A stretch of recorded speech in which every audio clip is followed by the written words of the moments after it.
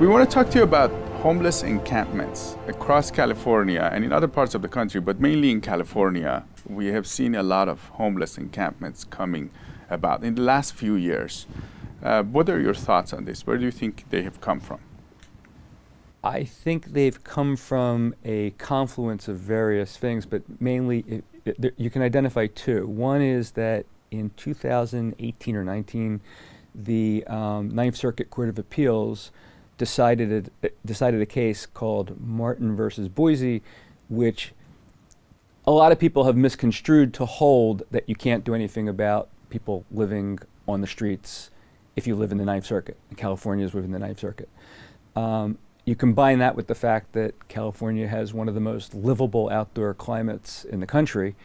Together, those two things are a recipe for people living outdoors in California if they can't afford to live anywhere else, or even if they just don't want to live somewhere else. So California is a destination place, and thanks to the Ninth Circuit, it's widely believed that you can't do anything about people living unhoused in California. They based that on some decisions from years ago that held that you can't make it illegal to be an alcoholic, or you can't make it illegal to be a drug addict, because theory has it, if you're a drug addict or an alcoholic, that's not something you choose to do. You don't have, and you can't therefore make it illegal to be something. Interestingly, however, if you think about it, if someone's an alcoholic and they get tanked up and they get in a car, it is illegal to be driving the car. That's driving under the influence. It doesn't matter that they had no choice but to be under the influence, according to the court decisions. But it's still illegal to be driving under the influence. I would contend it's the same thing with homelessness. I mean, yes, some people have to live, and if people have no place to live, they're outside on the street. But you're not making it unlawful to live. You're making it unlawful to stay in one place at the expense of others. I don't know if you're following me on that, but so there are some decisions subsequent to that have held actually that the law enforcement or the city can actually approach people that are living outdoors and say, you need to move on. You can't stay in this place. And that's been challenged, and the courts that have looked at that, lower courts, have said, yeah, that's not punishing somebody. First of all, you're not arresting them, and you're not making it so that they can't sit or lie somewhere. You're just saying that there comes a time when this is not your home. You can't make this your home. It's not homesteading. So you must move on. But basically, a lot of people have misconstrued this decision to hold that if you have a homeless population, there's just nothing you can do about it. And as a result of that, the homelessness has gotten more obvious. I don't know that it's become more, but it's become more obvious. So people have been camping in places because there's no laws. The laws are there, but nobody's enforcing laws to actually. Right. I mean, so I can speak for, I don't know what's happening in Oregon or Washington or even Northern California, but in Los Angeles County, Los Angeles County is the largest county in the country, 10 million plus people. The Los Angeles County Board of Supervisors and their council, their legal counsel, have come to the conclusion, I think wrongly, but they came to the conclusion that enforcing no camping laws, which is what was at stake in Oregon in the Martine case, enforcing those laws, they've concluded is unconstitutional. I think they're wrong, but they've concluded based on that decision that it's unconstitutional, and they have given direction to the LA Sheriff's Department not to enforce anti-camping laws against homeless people.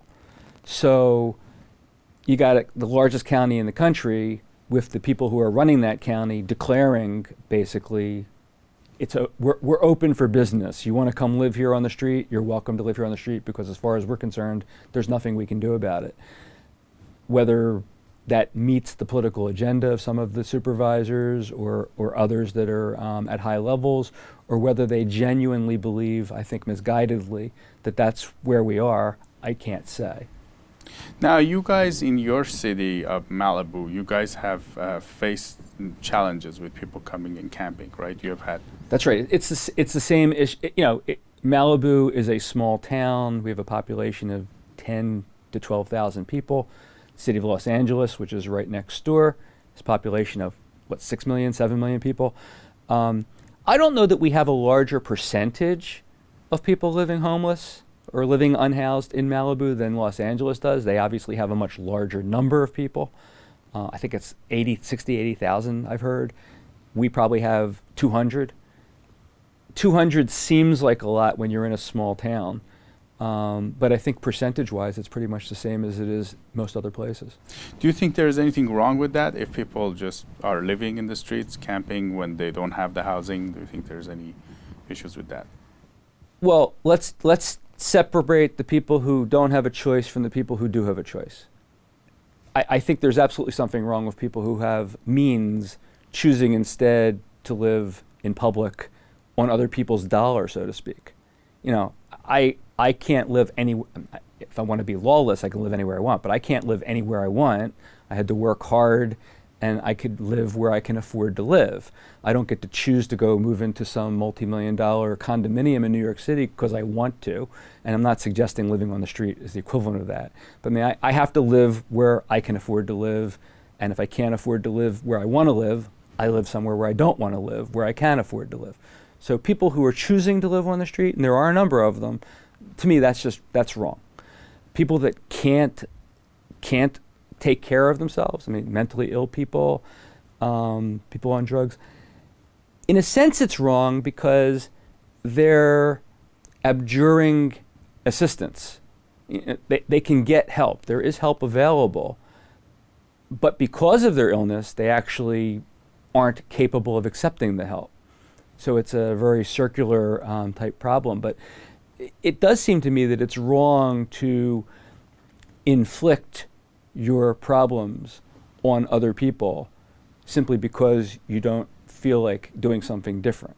So, I mean, you know, but we're not allowed to put people in, hospitalize people unless they're proven to be a physical danger to themselves or others, and the vast majority of mentally ill people aren't at that level. Same thing with people who are on drugs and alcohol. They're for the most part, they're not violent criminals. If they were, then they would be arrested. So it's a very difficult subject matter. Is there something wrong with it? Maybe there's something wrong with society that allows it to happen and doesn't take care of these people, even against their will. But we are where we are.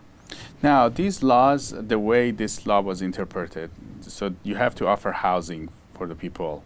And if you don't offer them housing, if they don't accept it, they can stay on the street. How does it work? Well, that's another one of these misconceptions of what the law is. Again, the only thing that the law says right now, that first of all, we're not talking about a statute or something that lawmakers decided. We're talking about a court, a minority of a court.